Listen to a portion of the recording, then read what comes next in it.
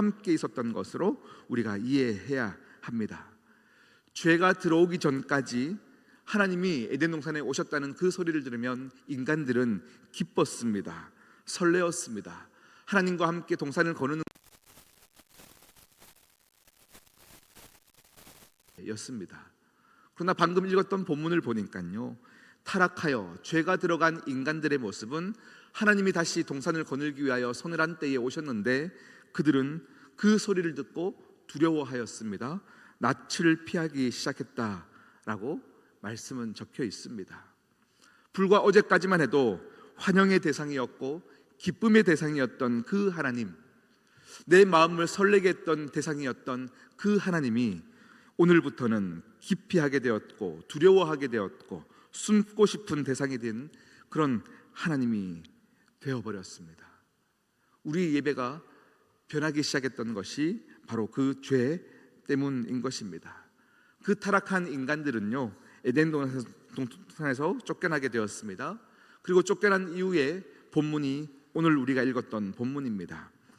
그들이 죄로 말미암아 에덴 동산 쫓겨난 이후에도 그들은 예배를 드렸습니다. 그런데 그 예배가 오늘 우리가 읽었던 본문에 보면요, 타락한 후에도 계속 예배를 드렸음에도 불구하고 가인이라는 사람과 아벨이라는 사람이 어떻게 예배를 드렸는지를 우리가 함께 보아야 되는데, 오늘 우리가 주목해야 될 부분이 있다면 예배를 드렸냐 드렸지 않냐가 아닙니다.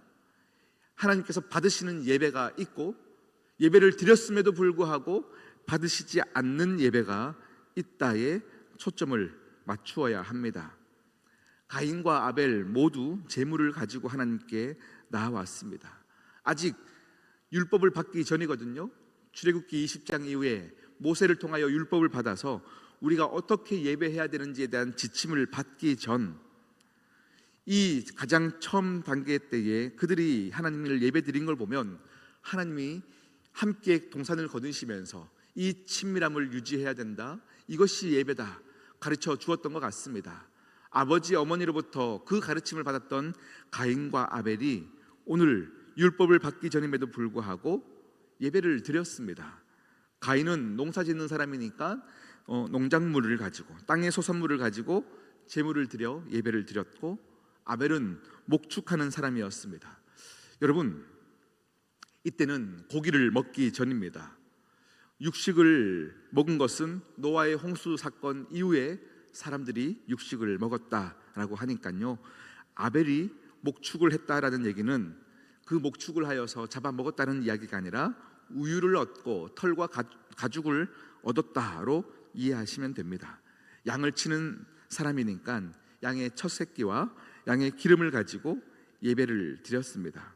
그런데 오늘 말씀을 보니까요, 왜 아벨의 예배는 받으시고 가인의 예배를 받지 않으셨냐, 이것을 함께 보아야 되는데, 성경은 어떤 많은 목사님들의 해석을 보니까요, 신학자들의 해석도 마찬가지입니다. 피가 있었기 때문에 피의 제사를 주님 하나님께서 기뻐 받으셨다라고 하는데, 사실은 동의할 수 없는 부분이 많이 있습니다. 원래 제사를 드릴 때 곡식으로 드리는 소제가 있습니다. 그러니 피가 없다고 하나님께서 받지 않으셨냐, 그것은 아닙니다. 오늘 성경에는요, 아벨과 아벨의 제사를 받았다, 가인과 가인의 제사를 받지 않았다라고 표현되고 있습니다. 그러니 하나님께서 왜 가인의 제사는 받지 않으셨냐? 가인을 거절했기 때문입니다. 그럼 왜 아벨의 제사는 받으셨냐? 아벨을 받으셨기 때문에 그의 제물도 함께 받았다라는 겁니다. 오늘의 메시지는 제물에 대한 메시지가 아니라 제물을 드리고 있는 사람에 대한 메시지, 예배자에 대한 메시지라는 것입니다.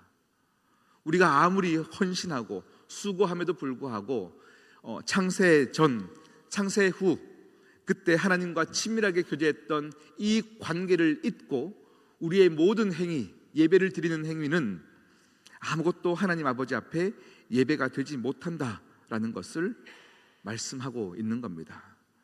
가인의 제사를 받지 않으셨어요? 그러면 가인이 해야 했던 행동들은 무엇이었겠습니까?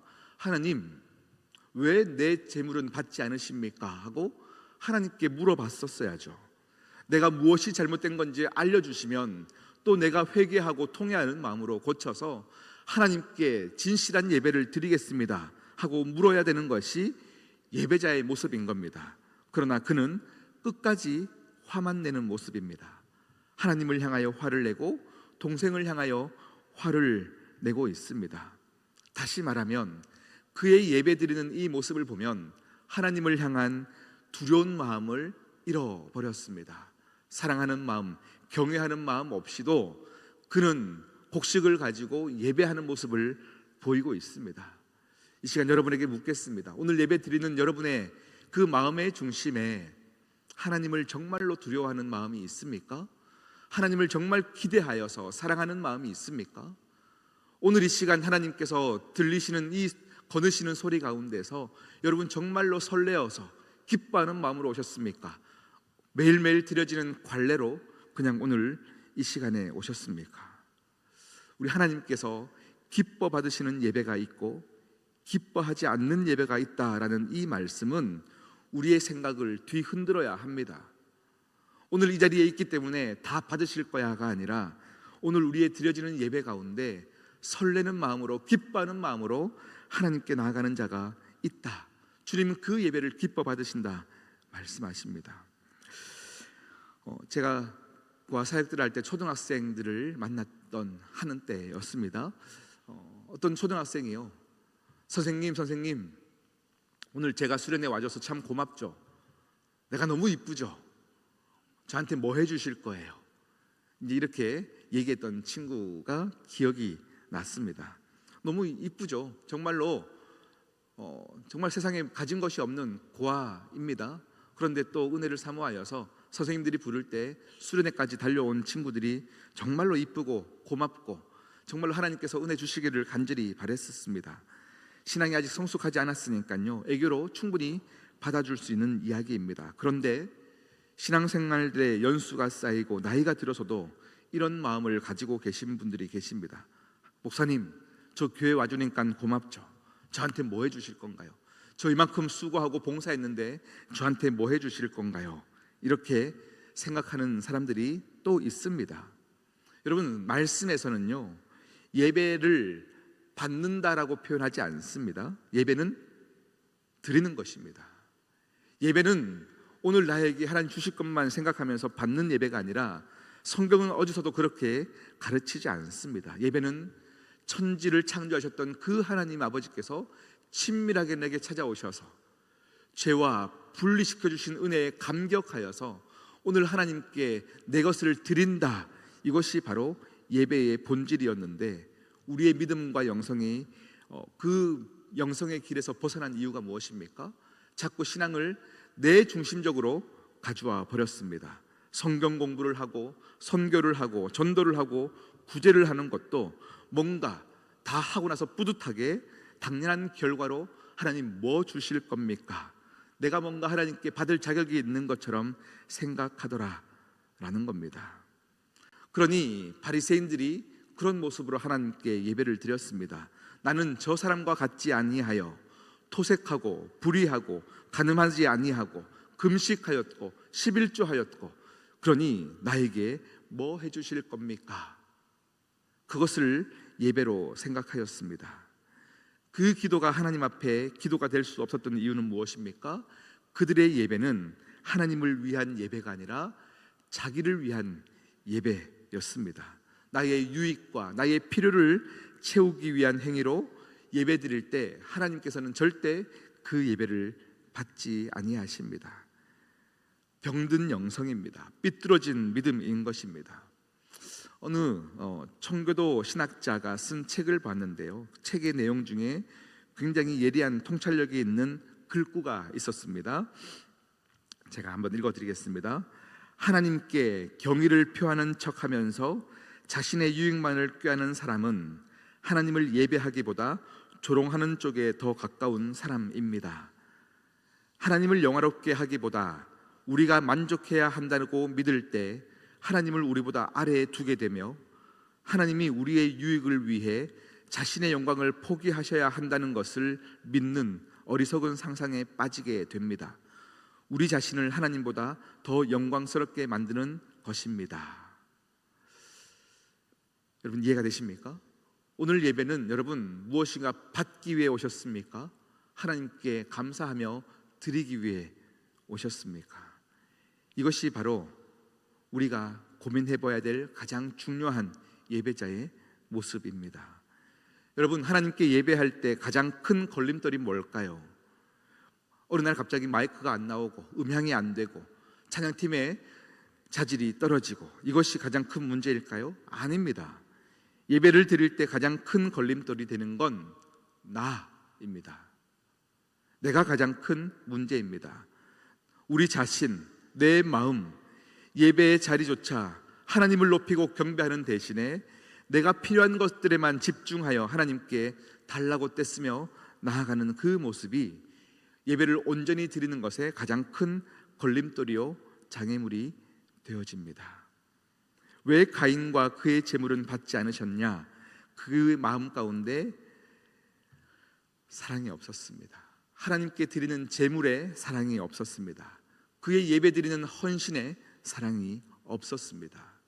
그가 드리는 경배에도 사랑이 없었고 그의 고백에도 사랑이 없었습니다. 하나님께서 그의 예배를 받지 않으셨습니다. 그런데요, 하나님은 사랑이 없는 가인을 미워해서 그 예배를 받지 않으신 게 아닙니다. 그의 예배를 거절하신 이유는 다시금 그의 마음을 돌이켜서 하나님을 진실로 사랑하고 정말로 하나님을 경배하기 위한 사람으로 만들기 위해서 그의 예배를 받지 않으셨던 것 뿐입니다.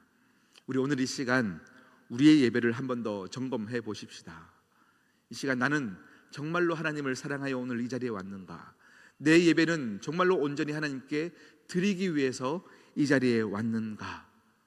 하나님 아버지를 생각하면 설레고 기쁜 마음이 내 안에 여전히 있는가? 한번 점검하시면서 오늘 우리의 드려지는 예배가 가장 최상의 예배, 하나님 기뻐하시는 예배가 되기를 축복합니다. 우리 함께 기도하십시다.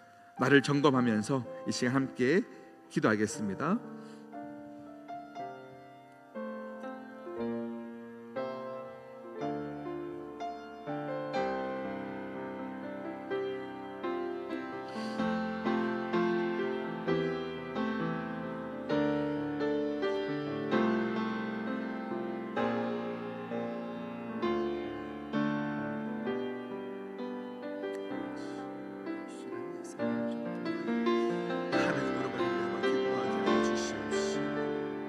하나님 아버지를 좋게 여기게 하여 주시옵시고 하나님의 영광을 위하여 시간 예배드리는 예배자가 되게 하여 주시옵시고 주여 이 시간 가운데 쓰시는 함께 하여 주시옵소서. 할렐루야. 이 시간 가운데 성령을 함께 거두시며 우리의 예배가 함께 할 때 아버지 우리가 나를 쓰는 친밀함이 있게 하여 주시옵시고 주여 이 시간을 주시옵소서.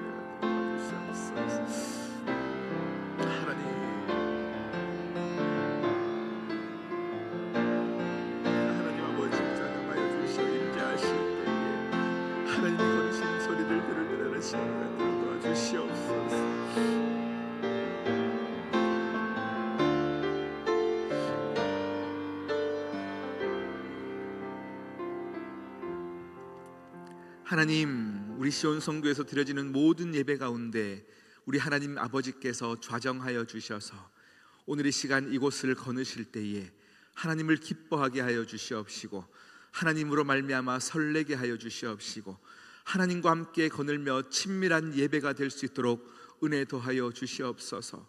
죄가 우리 가운데 있습니다. 죄를 사랑합니다. 죄가 우리 마음 가운데 꿈틀거리기에 하나님 아버지를 기피하며 낯을 피했던 우리의 모습으로도 오늘 이 시간 우리는 예배할 수 있는데 하나님 아버지께서 오늘 이 말씀을 통하여 내가 너희의 예배를 받을 수 없다, 가슴 아파하는 하나님의 마음을 헤아리게 하여 주시옵시고 이 시간 다시금 하나님 아버지 앞에 겸손히 나와 하나님과 함께 대화 나누며 하나님과 친밀하게 나아가는 귀한 예배자들 모두가 되게 하여 주시옵소서. 이 모든 말씀 예수 그리스도의 이름으로 기도드립니다. 아멘. 하늘에 계신 우리 아버지, 아버지의 이름을 거룩하게 하시며 아버지의 나라가 오게 하시며 아버지의 뜻이 하늘에서와 같이 땅에서도 이루어지게 하소서. 오늘 우리에게 일용할 양식을 주시고 우리가 우리에게 잘못한 사람을 용서하여 준 것 같이 우리 죄를 용서하여 주시고 우리를 시험에 빠지지 않게 하시고 악에서 구하소서. 나라와 권능과 영광이 영원히 아버지의 것입니다. 아멘.